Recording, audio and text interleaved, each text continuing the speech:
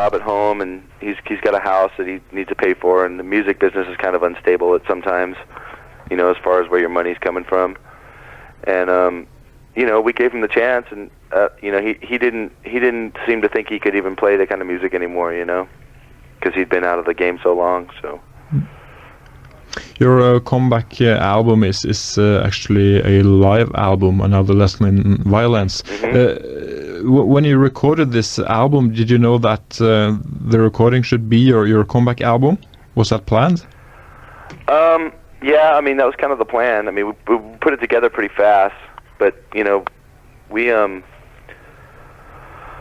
wanted to basically just start up the band from, like, where it left off with Bailoff, you know, and just put together a bunch of old stuff and put it on record, and then, you know, bam, that's the start, and then now we want to go home and write some new shit. How come Robb Flynn of Machine Head joins you on this album? Because he wanted to. Because he likes that song, A Lesson in Violence, and he just, you know, we've known him for years, and he's a good friend and shit, and he just wanted to come up and jam. Right. On this live album, we got, I guess, almost, or is it all the songs from your first album? And there is also another track that is previously unreleased, where I guess Kirk Hammett co-wrote this song. Is this an old song from the demo times where Kirk was in the band, or yeah. have you? Okay. Yeah, it's an old song called Impaler, and you know, it was Kirk and Gary both wrote it together. I mean, there's some parts in there that Metallica used for Trapped Under Ice. But, you know, we just wanted to put something really old on it, too, something that was never released. And, you know, Impaler was the one that we chose. There were some other songs, too, but we just chose Impaler because it was cool.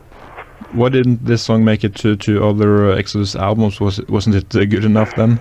I don't really know. I mean, we just never recorded it because, you know, Kirk had half of the song, and Gary had the other half, and you know, we just played it in our live set just to stick it in there, and it turned out okay.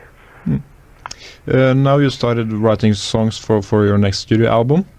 Yeah, I would like to. As soon as we get home, we're gonna write some more. Okay, have you got any idea how your new material will sound compared to your first album? It's hard to say. I mean, I'm sure we can't write another album like the first one because that was 12 years ago, you know. But I'm sure it's going to be heavy.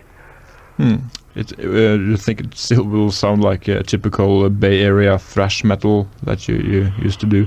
No, I don't think so. We're going to try to create something new here, I think. Okay. Have you got other influences now, or will you try to keep up with the time, not to sound old-fashioned?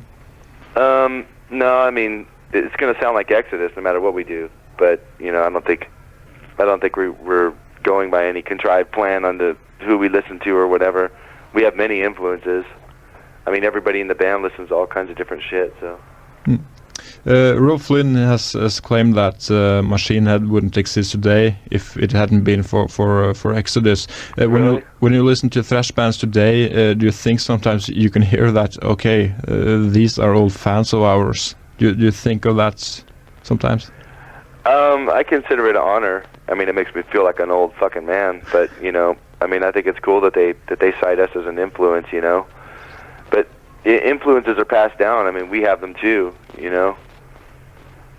But you know, I think it's cool. I'm totally excited and happy that they list us as an influence. Sure. Now you're about to do a comeback tour, or shall we wait until you released another studio album?